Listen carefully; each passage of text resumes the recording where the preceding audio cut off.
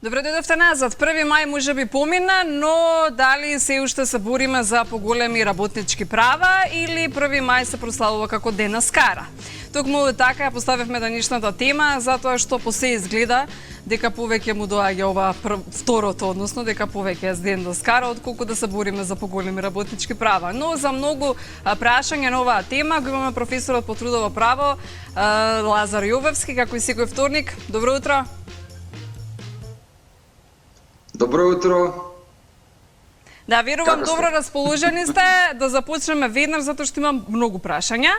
Работничките права можеби повеќе им се посветувавме во минатото. Не знам, кажете ми вие каков впечаток имате вие како професор и дел од специјалноста како трудово право. Не беше само ден на скарата. Порано всушност се славеа 2 дена, и 1 и 2 мај, но повеќе на 1 мај се излегуваше на демонстрации и за проблемите, си ги кажуваа работниците наглас. Не само 364 дена, туку тој посебен 365 ден или 1 мај денот на трудот е посветен за победа на работниците во однос на поголеми работнички права. Сега рака на срце, скоро целиот свет е погоден од оваа светска пандемија наречена коронавирус.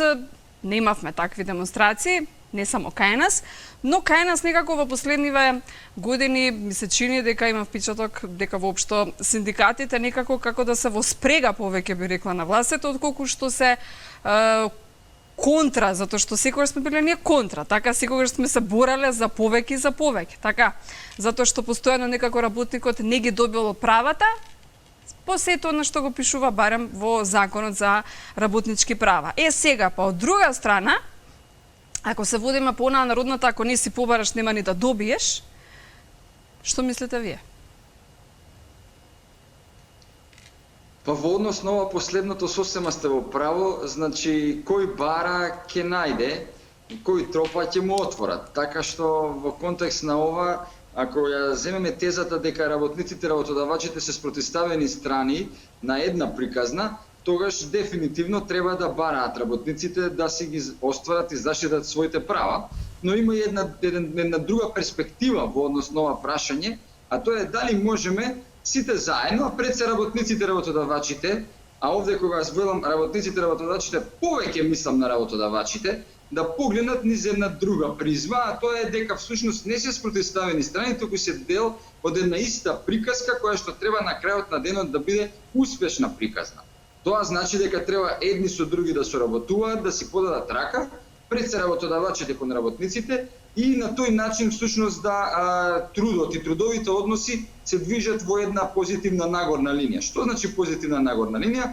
На оваа теза позитивна и нагорна линија значи дека работниците треба да си ги остварат своите права, да бидат заштитени, на крајот на денот да бидат добро платени и среќни, а работодавачите да остварат профит, да го зголемат обемот на производство, да отвараат нови вработувања и повторно на крајот на денот бизнисот да им оди успешно и тие да бидат среќни.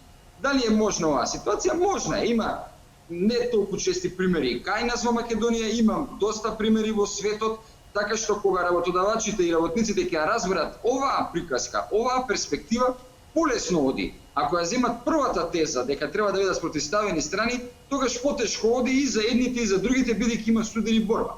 Но всушност самата борба на работниците за поголеми работнички права е еден процес кој што не е завршен. Тој почна уште во 19-тиот век, негде во средината во 19-тиот век, и тоа не од било каде, туку од Соединетите американски држави со одредени демонстрации во Чикаго и така натаму, каде што потоа низ годините, низ вековите еволуира целиот процес, за да денес повеќе или помалку на европско тло зборувам пред се смета дека работниците барем до корона криза уживаат голем број на социјални и економски права кои што произлегуваат од самиот работен однос.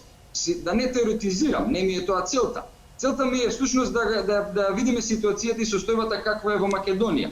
Вие дадовте ваш впечаток и верувајте, овој впечаток не е единствено ваш впечаток, и многумина други имаат сличен или ист впечаток дека некако не се остваруваат правата, дали синдикатите на вистински начин одговараат на проблемите, предизвиците во делот на трудот, дали вистински ги штитат правата на работниците, дали работодавачите се помогнати од страна на државата и на вистински начин можат да го развиваат својот бизнис и така натаму и така натаму. Се отварат многу дилеми, а во однос на првата дилема која што поставивте, скара или поголеми работнички права, јас би рекол дека и едното и другото. Кога имаме поголеми работнички права, тогаш зошто да не искара? Меѓутоа, ако немаме поголеми работнички права, тогаш скарата е одраз на една носталгија, можеби за некое друго време, каде што повеќе или помалку работниците управуваа со економскиот систем и беа креаторите на правата од работен однос, па затоа го имаа и впечатокот, но и де факто ја има поголемата заштита во однос на трудот и работниот однос, а тоа е во оној претходен социјалистички период. Да, само да ве подпрашам во однос на ова, има ли време за прослава, ги имаме ли денес правата? Па, видете, кога би се генерализирало дали ги имаме правата во Македонија, секако не можеме да бидеме да абсолютно. Да, затоа што гледаме само на ден за прослава и скара, но дали имаме причина за прослава? Тоа ми е плюс прашањето. Па, некој ќе има причина да прославува, меѓутоа очигледно дека многумина нема да имаат причина да прославуваат, особено во овој период каде што голем дел од вработените останаа без работа. Ако добро ги пратам статистиките кои што во последниве неколку дена излегуваат на виделина, а претходно ги немаше, тоа е дека за овој период отприлика околу 10.000 граѓани, односно вработени, останаа без работа по различни основи. Иницијативата, значи, поводот е COVID-19, меѓутоа методите, начините на кои што им престана работниот однос е различен. На некој им престана со спогодба, на некој им рекоа не доаѓајте повеќе на работа и до ден денес не знаат како им престана работниот однос, на некој со откази им престана. Сега така да имаше тука една палета на ситуации и неправилности кои што се случуваа во пракса, за да еве овие денови гледаме дека за отприлика половина март и во месец април негде бројката на официјално престанати работни места, односно престаноци на договор за вработување се околу 10.000, што во македонски рамки не е мала бројка, повторувам, затоа што ние континуирано 30 години се бориме со невработеноста, а паралелно се бориме и со сивата економија, која што исто така индуцира зголемена и нереална невработеност, така што сега веќе ситуацијата се менува на полошо и тоа е очекувано и беше навестувано и од моја страна и од страна на други лица кои што предвидуваме дека всушност и допрва ќе се види уште одредени аспекти на овој момент на отпуштање од работен однос. Меѓутоа, што е карактеристично за оваа криза и сакам и на вас и на почитуваните гледачи да подлечам. Оваа криза економска предизвикана од COVID-19 по својата длабочина е посилна од онаа во 2009 година. Значи, подраматична е, поголеми се поместувањата на пазарот на трудот и во рамките на економските процеси на глобално и на национално, односно микрониво. Меѓутоа се очекува дека време траењето на самата криза ќе биде пократко, па затоа ефектите, евентуално негативните последици ќе можеме и побрзо да ги менаџираме, да ги решаваме во втората половина од оваа година, секако доколку не се повтори некој повторен пик, зашто има различни мислења и сега во тој дел не би навлегувал, нели, ова е нешто непознато, па така да реални се сомнежите дали воопшто ќе дојде до втор бран на ваква криза. Ако не дојде, добро е за сите нас, добро е за економијата, зашто искрено и верувам дека нема да дојде и дека работите ќе почнат во втората половина од годината да се стабилизираат на глобално ниво зборува. Македонската економија како помала економија, но и во одредени аспекти поранлива од некои други економии, претрпува одредени драматични промени во овиот месец, 2-3 кои што следат, меѓутоа можно е самата рехабилитација на економските текови да биде исто така и побрза во текот на втората половина од годината, ако се влечат, ако се донесат вистински потези, вистински решенија и мерки кои што ќе имаат за цел итна стабилизација на пазарот на трудот и на ревитализација на економијата, односно на индустријата. Професоре, како што кажавте, во 19-тиот век, уште во 19-тиот век од Америка почнале работниците да се борат за поголеми собствени работнички права. До сега, нели се изборија? Па би рекол не. Затоа што е ова континуиран процес и затоа што може би дали борбата си ги трае. знаат доволно собствените работнички права за кои треба да се борат? И тука би кажал повторно не. Мојот впечаток од работа на терен во континуирана интеракција со синдикатите и со вработените и оние кои што не се членови на синдикатот, добивам мој личен впечаток дека голем број на работници не си ги знаат правата. Од една страна, од друга страна добивам и впечаток дека голем број на работници, односно луѓе, граѓани генерално се разочарани од состојбите кои што се случуваат на пазарот на трудот. Од тоа да ви велат професоре, дипломи се купувале, се вработувало со вакви или онакви врски, конекции, слично по онакви или овакви основи. Сето тоа делува дистимулативно кај луѓето и создава одредено разочарување. Многу е проблематично кога имаме општо разочарување кај граѓаните, во народот, во однос на одредено општествено прашање. Треба многу време за тоа да се промени, многу позитивни примери да се случат, за да се смени воопштото генерално мнение кај луѓето за одредена ситуација, феномен или проблем во општеството. Ова е проблем во однос на непримената на правата од работен однос. И луѓето лично искусувале неправди, гледале на своји блиски или подалечни неправди и создадоа одреден впечаток.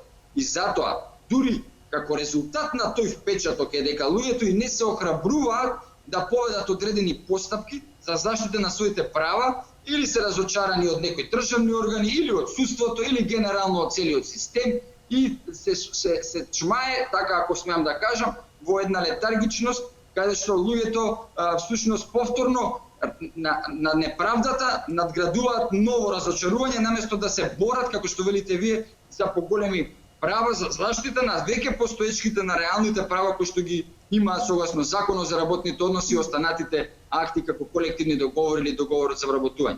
Тоа е еден феномен со кој што ние се соочуваме и мене тоа навистина ме засега и како професор и како човек, затоа што овој аспект на трудот, таа социолошка и психолошка рамка во која што се движиме, всушност ја отапува борбата за поголеми права и разочараноста кај луѓето се сведува на крајот да се дојде до заклучокот, па дајте, ајде боле на скара, еден ден ќе се провеселиме, ќе каснеме, ќе се напиеме, ба за права и така и вака не ги бива или ќе ме мислиме утре, ме разбирате? И така поминале 2 века, се уште не сме се избориле, па барем да прославиме нешто, така? Да направиме скара. Тоа се сведува во многу... А за работнички права некој друг ќе се бори, да. Да. Тоа на нас ни треба тука еден стимул, еден катализатор малку да не забрза и како општество и во делот на размислувањата и во делот на реакциите, да ако имаме неправда веднаш да реагираме, да се охрабриме и да имаме одважност, би рекол, мудрост, храброст за тоа да го направиме, а не само да коментираме и да се разочаруваме и да бидеме незадоволни од себе, од животот, од државата, од економијата. Значи ни треба е во тој дел една поинаков пристап генерално како индивидуи и како општество. Да молчиме и да кукаме, така? Така некако ќе му дојде. Никако. Да се избориме за своите работнички права. А што е, професоре, со оние што во моментов останаа без работа, добија откази? Споминавте 10.000 веќе пријавени во Агенцијата за вработување од само 2 месеца, март и април, од кога почна корона кризата, толку се пријавени, но што е со оние што не се регистрирани во Агенцијата за вработување, а исто така со оние што треба да се вратат на работа, па не знаат под какви услови треба да се вратат на работа. Пред овој разговор ми рековте зависи на каков начин им прекинал работниот однос. Што со овие луѓе? Кому да се обратат тие? Како да се изборат тие за собствените работнички права? А од друга страна па државата се чести во корона криза. Знаеме дека си купила по бајаги и месо, и виски, и апетисани. Добро се хранат, добро, да, сето тоа субава закуска, има и за скара, и за прослава.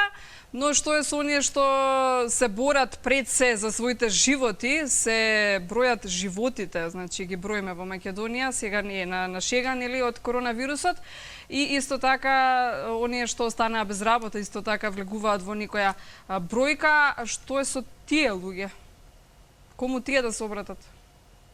Па би рекол дека има 4 категории на граѓани кои што се во однос на трудот и работниот однос кои што се засегнати. Има група на граѓани кои што добија отказ, односно им престана работниот однос, односно договор за вработување повеќе не е на сила, и тие би ги поделил во две подгрупи. Првата подгрупа е која што им престана работниот однос на незаконит начин. Не навлегам сега во детаљи, значи дали им ги приморале да потпишат спогодба, им дали некој отказ кој што не е заради деловни причини или слично, заради некој друг основ, а тоа нема врска со реалноста. Значи тоа е таа категорија на граѓани кои што беа во еден момент и измамени и наивно постапија, им се ветило само да помине ќе ме вратиме, меѓутоа нели за тоа потоа ќе видиме дали ќе се вратат. Можеби не се измамени, но како да е начинот на престанок на работен однос не е соодветен. Втората група на кој што им престане е на одреден вистински начин, меѓутоа такви се многу малку, затоа што за да престане работниот однос во овие околности најадекватен начин е, ако нема прекршок на работен ред и дисциплина, е заради деловни причини, односно така наречен технолошки вишок. Технолошкиот вишок е постапка и верувам посебно кај поголемите работодавачи за месец и пол тешко може да се заврши постапката да се отпуштат поголем број вработени. Така што тоа е во однос на престанокот. Во однос на оние кои што се на принуден одмор, кои што се или се уште работат, се случува исто така две подгрупи на вработени, односно два феномена. Едниот е она што го спомнавте и вие, не знаат сега оние кои што седат дома кога ќе се вратат што ќе ги дочекат, дали работните места ќе останат, дали ќе се менуваат одредени услови, околности во кои што работеле, анекси на договори за вработување и слично. И втората подгрупа во овој дел кои што не добиле отказ, секој што веќе им се менуваат условите на работа и веќе до мене стигаат и анекси на договори од граѓани, од вработени кои што ги праќаат заради корона кризата. И мене ми изненадува еден феномен. И во овој контекст сакам да упатам еден напал.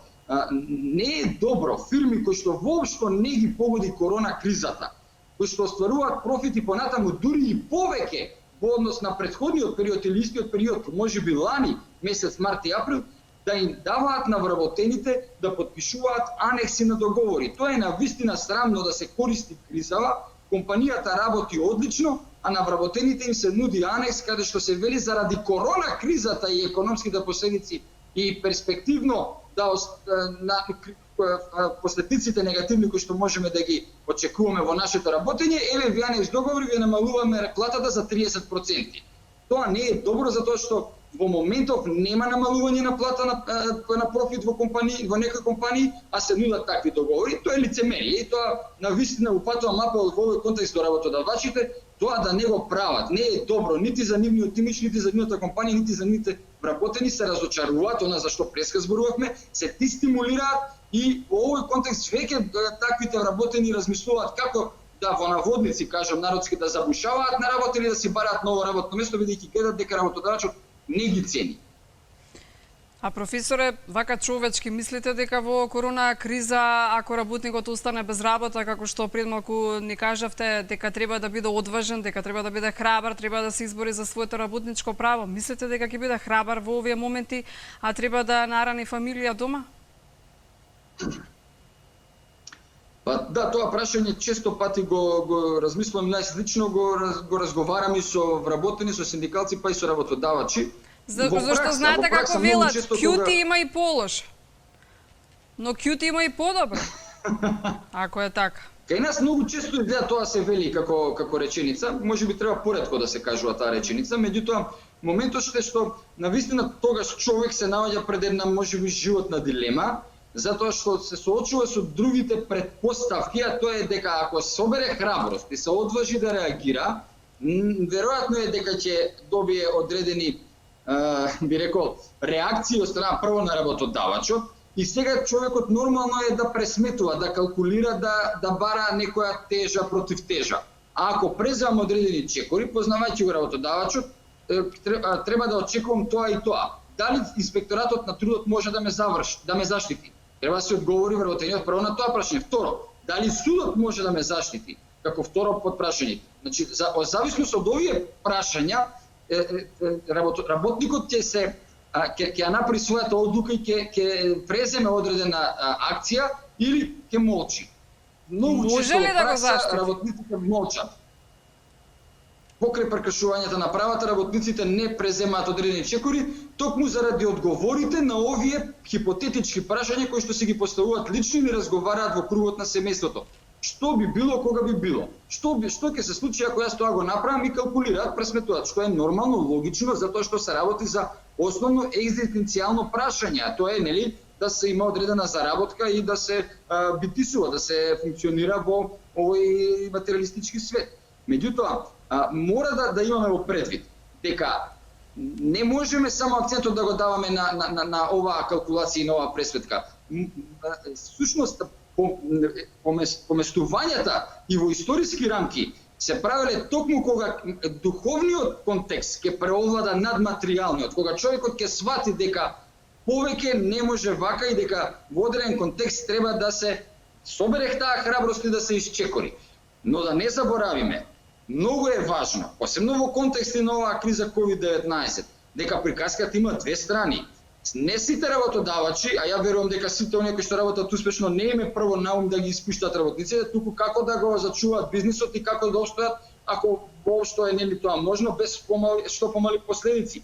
Така да, клучно беше во овој период, кога зборуваме за работниците, всушност да се помогне на работодавачите, да им се даде вистинска финансиска и економска помош, која што ќе ги сочува работните места, а во однос на ова што го гледаме изминатиот месец и пол, не сум убеден дека мерките прво се соодветни, а потоа дека се лесно применливи, дека се лесно остварливи, особено од аспектот што се менуваат во многу брз период, се прават компилации од уредби, од мерки, се во тек на неколку дена гледаме едно се носи, па повторно се брише, бриши уредби, како што постојано велиме, професоре, во Добро утро секое утро, со нели благодарение на вашата соработка, дека тие воопшто не се стимулативни мерки, ако се стимулативни, сите на драго срце ќе ги прифатевме и сите ќе ги прифатеа, а не воопшто да не бидат дел од тие мерки, затоа што велат подобро ми е вака, сам ќе се снајдам овие март и април, па дури и мај, отколку да зема мерки, затоа што сето тоа си подразбира некакви услови. Како за заокружување на данишниот наш разговор, професоре Јовевски, ви сакала да ве прашам онака најискрено, најчовечки. Кој во оваа корона криза би требало да има поголеми плати? Може би докторите, може би тие што работат во маркети, може тие што работат во аптеки, па ако сакате и новинарите, затоа што постојано информацијата, ако не сме медиумските работници, нема да добивате информации што она се актуелно, но и релевантно како информација се случува. И кај нас и во светот. Па дефинитивно јас тие се луѓето всушност и професиите што сега се најстурени како прв бран или под ризик на сопственото здравје, но и исто така работат во вонредна состојба постојано. Нема застој за нив. Потребно е да се воведе додаток за работа во вонредна состојба. Тоа го нема во колективните договори, секако во законот го нема за работните односи, нити во другите лекс специјали закони. Да, го нема, затоа прашувам. Сите што работат во вонредна состојба треба да добијат посебен додаток и јас тогаш и предложив и колку би требало да биде тој износ на додаток, како што има додаток за ноќна работа, за прекувремена работа, работа во смени или слично. Да, работа во празник треба да има и додаток, сега ова е ново, за работа во вонредна состојба и особено, значи, луѓето кои што се на првата линија на фронтот би рекол, борбата, одбраната со ова корона криза, што да бидат почитувани не само со зборови, туку и вака материјално со еден пристоен додаток кој што ќе значи една финансиската сатисфакција за нив. Така, не само тапкање по рамо, ни се исчеши рамото. Ви благодарам, професоре Лазар Јовевски, за сите овие корисни совети, би рекла, а останавме должни за безбедност и здравје и заштита при работа, дека се топ 3 приоритети за секој работник во Република Македонија, но за тоа еве идниот вторник секако и ќе се отворат сите теми, нови теми, тука сме да соработуваме. Благодарам за вашето гостување денеска, професоре, ви посакувам убав ден, да се слушнеме за една седмица. Благодарам и на вас, уживам во разговорот и се радувам ако можам да помогнам на граѓаните и на општеството генерално.